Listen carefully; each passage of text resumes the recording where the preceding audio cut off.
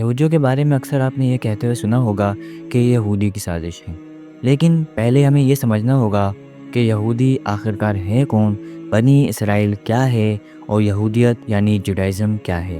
یہودیت کا آغاز، یہودیت کو ایک ابراہیم مذہب بھی کہا جاتا ہے کیونکہ اس کی بنیاد حضرت ابراہیم علیہ السلام سے جڑی ہوئی ہے۔ تقریباً 2000 قبل مسیح اللہ تعالیٰ نے حضرت ابراہیم علیہ السلام سے وعدہ کیا تھا کہ ان کی نسل کو ایک عظیم قوم بنایا جائے گا۔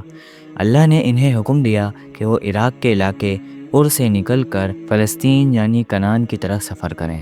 حضرت ابراہیم علیہ السلام کے بیٹے حضرت اسحاق علیہ السلام تھے اور ان کے بیٹے حضرت یعقوب علیہ السلام تھے۔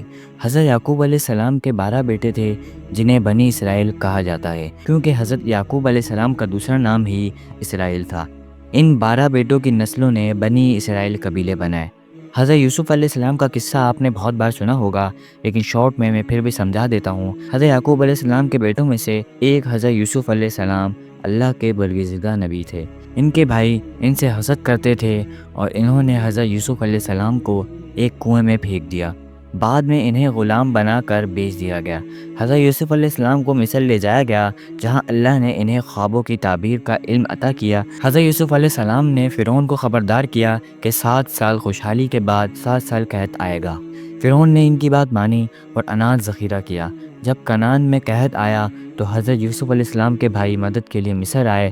وہاں حضرت یوسف علیہ السلام نے انہیں پہچان لیا اور معاف کر دیا۔ بنی اسرائیل کے مصر میں زندگی، حضرت یعقوب علیہ السلام اور ان کے خاندان کو مصر کے علاقے گوشن میں آباد ہونے کی اجازت مل گئی۔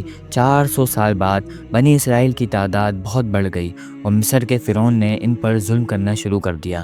انہیں غلام بنایا گیا اور حکم دیا گیا کہ ان کے پیدا ہونے والے لڑکوں کو قتل کر دیا جائے۔ حضرت موسیٰ علیہ السلام کی رہنمائی یہ تھی۔ 13ویں صدی قبل مسیح میں حضرت موسیٰ علیہ السلام کو اللہ نے بنی اسرائیل کو فرعون کے ظلم سے آزاد کرنے کے لیے بھیجا۔ انہوں نے اپنے لاٹھی کے ذریعے دریا کو 2 حصوں میں تقسیم کیا اور بنی اسرائیل کو پار لے گئے، جبکہ فرعون اور ان کا لشکر غرق ہو گیا۔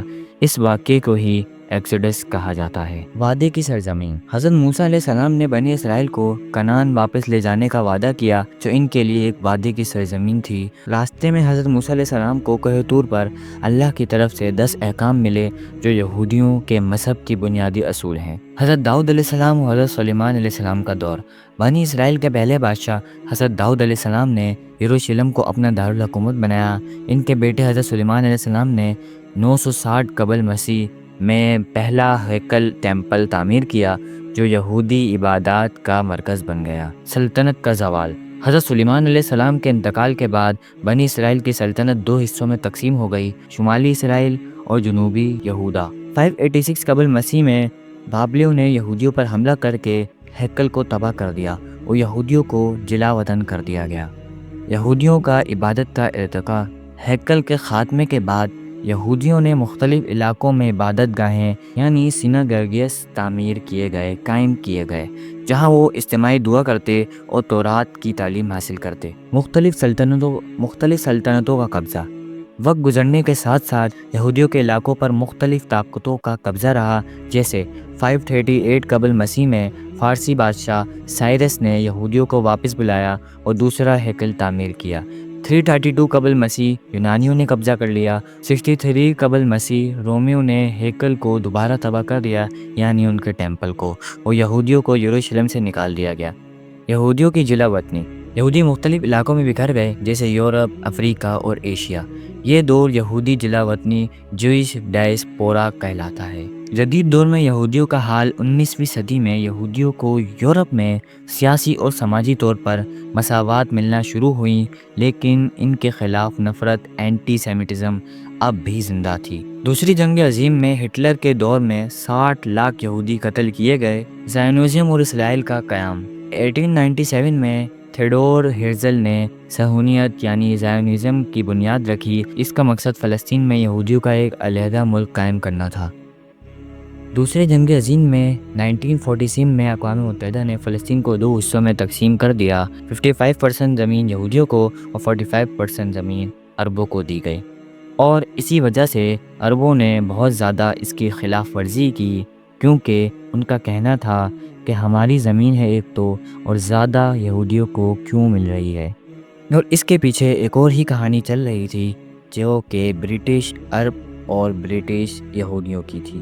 ایک طرف برٹش عربوں سے تعلقات بنایا ہوا تھا اور کہہ رہا تھا کہ ہم تمہیں اتنا اتنا زمین دیں گے اور اس کے وعدے جتا رہا تھا، اور دوسری طرف یہی برٹش یہودیوں سے بھی وعدے کر رہے تھے کہ ہم تمہیں اتنا دیں گے اور جھوٹے خواب سناتے جا رہے تھے۔ آخر میں کیا ہوا؟ برٹش چلا گیا اور دو ملک یعنی فلسطین اور اسرائیل لڑ پڑے۔ یہ کہنا صحیح ہوگا کہ اس ٹائم اسرائیل کوئی ملک نہیں تھا، برٹش نے جان بوجھ کر بنایا۔ اور دوسری بات یہی، اگر آپ کو اگزامپل دیکھنی ہے اسی ایک اور معاملے کی، تو آپ پاکستان انڈیا کو ہی دیکھ سکتے ہیں۔ برٹش چلے گئے لیکن آج تک ہم میں نفرتیں، دشمنی، یہ سب جاری ہے۔ تو اسی طرح یہ تقسیم عربوں کے لیے ناقابل قبول تھی اور یہ تنازع آج تک جاری ہے۔ اگر آپ کو ویڈیو پسند آئی ہو اور آگے آپ اور بہت ساری ویڈیوز دیکھنا چاہتے ہوں تو اس چینل کو سبسکرائب کریں، کمنٹ میں ضرور لکھنا۔ اللہ حافظ۔